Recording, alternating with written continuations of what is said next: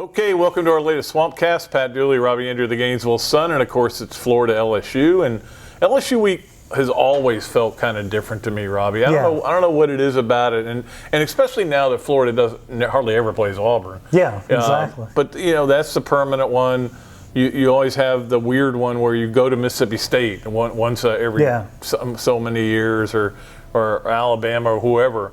But this Florida LSU game just always feels different to me. Yeah, Pat, it goes back so many years. It's been a rivalry for a long time, and now they're the permanent foes from the opposite divisions. It's big. And then you got the hurricane games and all that, and it's become a huge game, a huge rivalry game. And I know that fans from both teams love to travel back and forth with this game.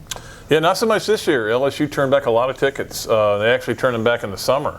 But again, that goes back to the story I did this summer. Well, yeah, it's the same everywhere, as you pointed out. Everywhere. It's just a problem. I mean, Tennessee doesn't come here anymore. Florida doesn't go to Tennessee. They go to Nashville, though. They love to go to Nashville because Nashville's such a great city, and you're going to get good seats. That's why Florida fans go to LSU, New Orleans. New Orleans, yeah.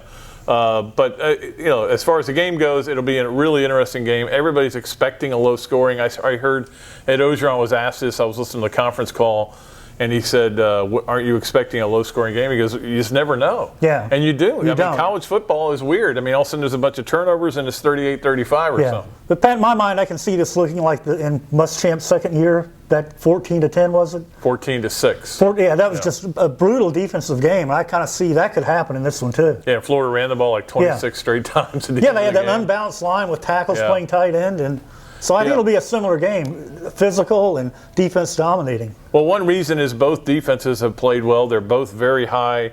Florida +9, LSU +7 in turnover margin. The other reason is for all the talk about, now Steve Ensminger, they're on the same page, and they've got this quarterback, Joe Burrow. Go look at their numbers. They're not very good. No. I mean, they're ninth in the SEC in total offense.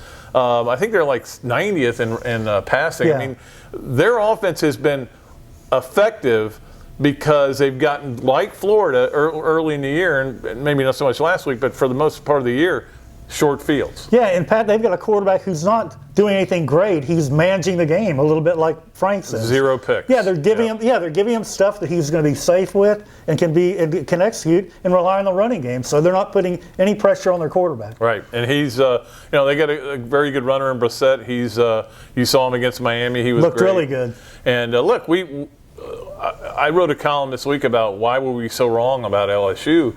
One reason was we looked at their schedule. And you open with Miami. The third week you go to Auburn. You got to go to Florida. You still have, obviously, Alabama, A&M, all these guys.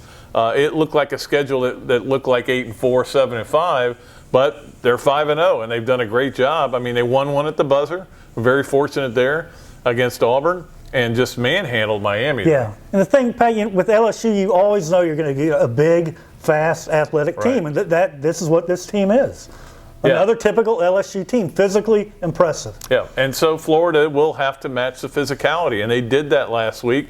Part of it they did with game plan, Robbie. Yeah. Throwing the bubble screens, and part of it they did just by actually manning up. Especially I thought on the defensive line. Yeah, they did. They really manned up, and they kept players fresh, Pat, and that's going to be a big thing on Saturday. It's going to be hot, and if you're fresh in the fourth quarter, like a week ago, it's a big difference. Yeah, it was weird. Ed Ogeron was talking about how hot it was going to be and how that was a concern, and I'm like, it's hot in Louisiana. It's hot there too, yeah. Maybe even hotter. I don't know, but I can't think it's cool out there. But it'll be a great game. The rivalry has changed. It's a little bit more intense. It's a little bit more. I called it an angry rivalry now. It is an angry rivalry. Where maybe it wasn't when Dan Mullen was here before. And I asked him about it, and he kind of blew it off. But it is an angry rivalry. I don't think it's as bad as it was the last 2 years. But don't forget, these players from Florida watched LSU just lose their minds, like they'd won the College World Series or something. Winning by a missed extra point. Yeah, and vice versa. LSU watched Florida celebrate. The whole Leonard Fournette thing. The fans are going to be amped up because of what the band did last year, playing over the Tom Petty tribute. So it'll be intense, and it'll be rubber hot. match.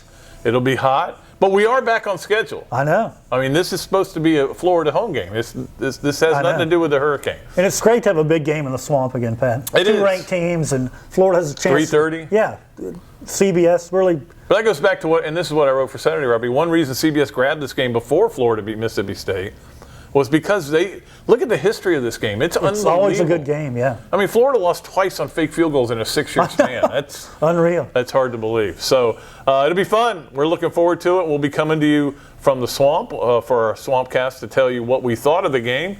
And who knows? I mean, I'm picking LSU because I picked what has happened the last 2 weeks. Picked against the Gators, they won. You think I'm picking the Gators? There's no way. I may pick Vandy next week. Okay, maybe you will. I don't think you're going to do that. I don't know if I can go that far, but I might. But that's going to do it for our Swampcast today. Appreciate everybody for clicking on and watching. Until next time, Pat Dooley, Robbie Andreu of the Gainesville Sun saying so long from the Sunshine State.